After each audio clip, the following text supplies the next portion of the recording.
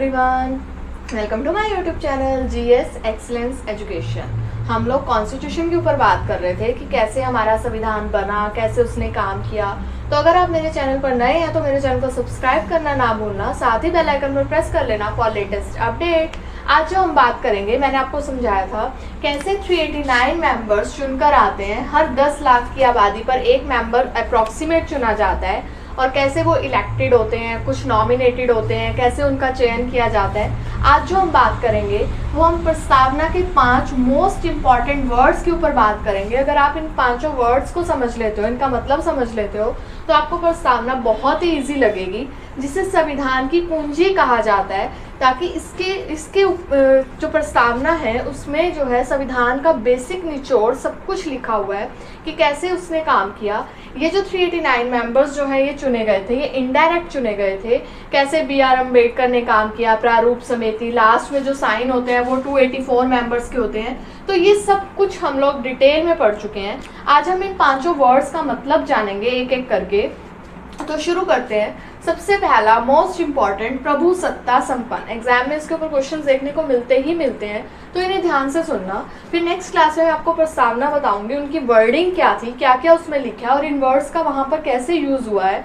तो प्रभु सत्ता संपन्न का क्या मतलब था कि जब हमारा देश आज़ाद होता है तो उस टाइम पर 2 बड़ी ताकतें थी। कौन कौन सी? यूएसए और यूएसएसआर। यूएसए में जो थी वो थी पूंजीवादी अर्थव्यवस्था।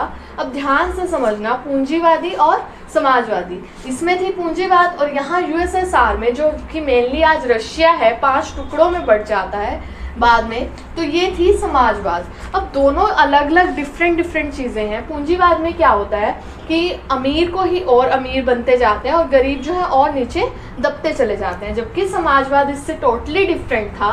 उसका क्या मतलब था कि सारा समाज एक बराबर है, सबको मौके मिलने चाहिए बराबर के। लाइक गवर्नमेंट जॉब्स की अगर हम बात करें तो सबको ऐसा नहीं है कि 95% वालों को भी वही जॉब मिलेगी जो 30% वालों को मिलेगी, फिर तो ये लोग पढ़ेंगे ही नहीं।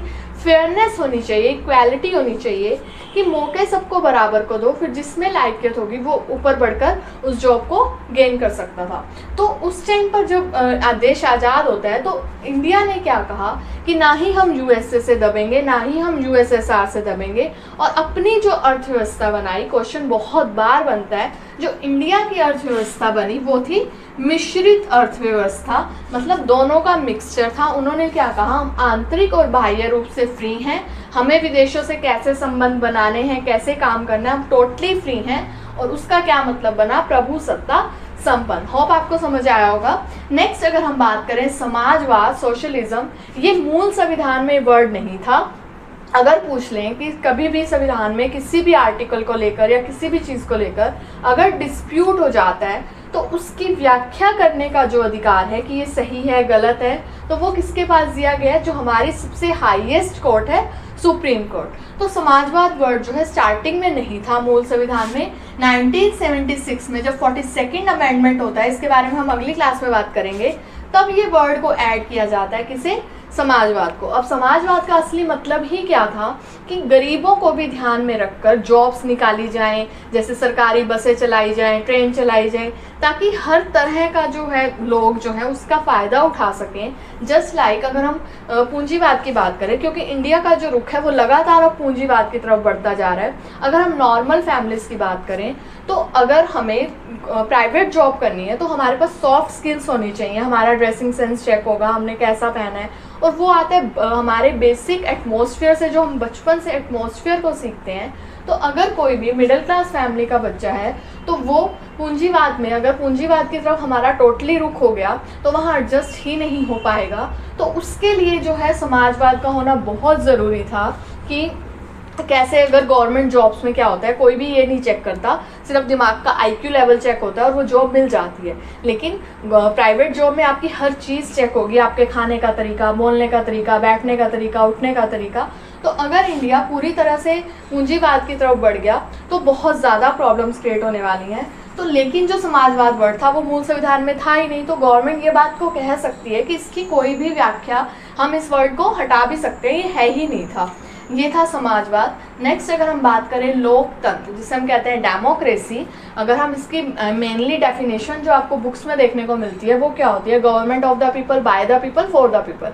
मतलब जनता में से ही जनता के प्रतिनिधित्व को चुना जाता है, मतलब कोई भी वोटिंग के लिए खड़ा हो जाता है। इसमें हम मेनली बात किसकी करते हैं, पीएम की, प्राइम मिनिस्टर की बात करते हैं कि हर 5 साल में जनता के पास वोटिंग राइट होता है। वो चाहे तो सरकार को अर्श से फर्श पर ले जाए, फर्श से अर्श पर ले आए, मतलब जनता अपने वोटिंग राइट का अगर सही यूज़ करे। इसका आप अगर देखना चाहते हो तो 71 से 75 जब इंदिरा गांधी ने इमरजेंसी लगाई थी, उसके बाद जब जनता ने अपने वोटिंग राइट का यूज़ किया था, उससे पहले सिर्फ कांग्रेस की ही सरकार आती थी, तब पहली बार गैर कांग्रेसी सरकार आती है, किसकी, मोरारजी देसाई की। तो उस टाइम पर आप देख सकते हो कि कैसे जनता ने अपने वोटिंग राइट का यूज़ किया था। तो लोकतंत्र मेनली यही है। अगर हम 15 अगस्त की बात करते हैं तो 15 अगस्त को जो मेनली इंपॉर्टेंट मानी जाती है वो प्रधानमंत्री की मानी जाती है, जो कि वास्तविक प्रमुख होता है इंडिया का। और हर 5 साल में तो सरकार बदल ही जाती है, जनता चाहे तो उन्हें दोबारा चुन ले, चाहे तो ना चुने। तो ये होता है लोकतंत्र, जिसे हम डेमोक्रेसी भी कहते हैं। नेक्स्ट है गणतंत्र, रिपब्लिक। इसका क्या मतलब होता है, सबने सुना होगा कि हाँ संविधान लागू हुआ था, ये मैंने अपनी प्रीवियस क्लास में भी बताया था। लेकिन एक्चुअल में रिपब्लिक का मतलब क्या है, जो हमारा पहला नागरिक है, देश का पहला नागरिक, हमारा राष्ट्रपति, जिस पोस्ट की इज्जत मानी जाती है, उस पोस्ट पे कोई भी बैठा हो, किसी भी पार्टी का हो, लेकिन उस पोस्ट की बहुत ज़्यादा वैल्यूएबल है, बहुत इज्जत की जाती है, जिसे हम कहते हैं महामहिम राष्ट्रपति, उनके बारे में बात कर रहे हैं। रिपब्लिक, इसका क्या बेसिकली मतलब है कि ये वाला जो पद होगा, गणतंत्र का मतलब, वो पद पैतृक नहीं होगा। जैसे आप देख सकते हो कि महारानी ब्रिटेन है, वो पद पैतृक है, अब वो जब वो एक्सपायर होंगी तब नहीं आएंगी। ऐसे ही सेम राजा का बेटा ही राजा बनता था, जब तक वो नहीं मरते थे उनके बेटे राजा नहीं बनते थे। बट इसमें ऐसा नहीं है, हर 5 साल बाद इसके जो चुनाव होते हैं वो डायरेक्ट जनता द्वारा किए जाते हैं। बट इसमें क्या है, इनडायरेक्ट चुनाव होते हैं, जनता द्वारा जो एमपी एमएलए चुने जाते हैं उनके थ्रू ये चुनाव होता है। और एक था वास्तविक प्रमुख पीएम, एक है संवैधानिक प्रमुख जो है हमारे राष्ट्रपति, उनका चुनाव किया जाता है। हर 5 साल बाद ये बदल दिए जाते हैं और इससे पहले भी इन्हें हटाया जाता है, महाभियोग चलाकर इम्पीचमेंट का प्रोसेस होता है। तो ये था रिपब्लिक का। अब सिर्फ रिपब्लिक का मतलब ये नहीं है कि संविधान लागू हुआ, इसे याद रखना। रिपब्लिक का मतलब क्या है कि ये पद पैतृक नहीं होगा, इसे टाइम टू टाइम चेंज किया जा सकता है। एवरी 5 साल में नए राष्ट्रपति चुनकर आते हैं। किसी भी पार्टी को इस पोस्ट की बहुत इज्जत मानी जाती है। और 15 अगस्त पे जो इम्पोर्टेंट होती है वो होती है हमारे पीएम की, और जो 26 जनवरी पे इम्पॉर्टेंट मानी जाती है वो होती है राष्ट्रपति की। आपने देखी होगी, अगर परेड देखते हो तो इस दिन जो है सारे बड़े बड़े होम मिनिस्टर, सारी मिनिस्ट्री, पीएम सब जो है राष्ट्रपति का स्वागत करते हैं। और अगर हम बात करें कि पहला जब हमने गणतंत्र दिवस मनाया, जब हमारा देश आज़ाद हुआ 26 जनवरी 1950 को, जब संविधान लागू हुआ, इसमें हम क्या करते हैं, बाहर से एक चीफ गेस्ट को भी बुलाते हैं। अब तो कोरोना की वजह से नहीं आए, तो उस टाइम पर हमने किन्हें बुलाया, पूछ लेते हैं। इंडोनेशिया के हेड थे डॉक्टर सुकर्नो, उनको इनवाइट किया था फर्स्ट रिपब्लिक डे पे। तो रिपब्लिक का मतलब क्या है कि ये पद पैतृक नहीं है, हर साल में इन्हें बदला जाएगा। ये है संवैधानिक प्रमुख और ये है वास्तविक प्रमुख। नेक्स्ट अगर हम बात करें धर्म और पंथ निरपेक्ष, इसे भी ध्यान से समझना। इसका क्या मतलब कहना चाह रहे हैं कि जो इंडिया है वो एक किसी भी पर्टिकुलर धर्म का जो है वो राष्ट्र नहीं है। जैसे कोई मुस्लिम राष्ट्र होता है, कोई हिंदू राष्ट्र होता है, जबकि हमें पता है मेजॉरिटी यहाँ पर हिंदुओं की ही है, बाकी सब माइनॉरिटी में है। अगर हम बात करते हैं एंशिएंट इंडिया की, तो उस टाइम पर कौन कौन थे, हिंदू, जैन, बौद्ध, ये सब थे।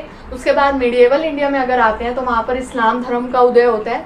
तो सेम यहाँ पर बहुत सारे धर्म हैं, लेकिन क्या कहा जाता है कि इंडिया कोई भी एक धर्म का नहीं है और इंडिया में सभी के सभी धर्म बराबर हैं। जैसे बहुत सारी कंट्रीज़ ने अपने आप को मुस्लिम कंट्री घोषित किया हुआ है, बहुत सारी क्रिश्चियंस हैं, ऐसे ही इंडिया भी चाहे तो हिंदू राष्ट्र अपने आप को बना सकता था, क्योंकि यहाँ पर मेजॉरिटी हिंदुओं की थी, लेकिन यहाँ पर और भी बहुत सारी कम्युनिटीज़ थी।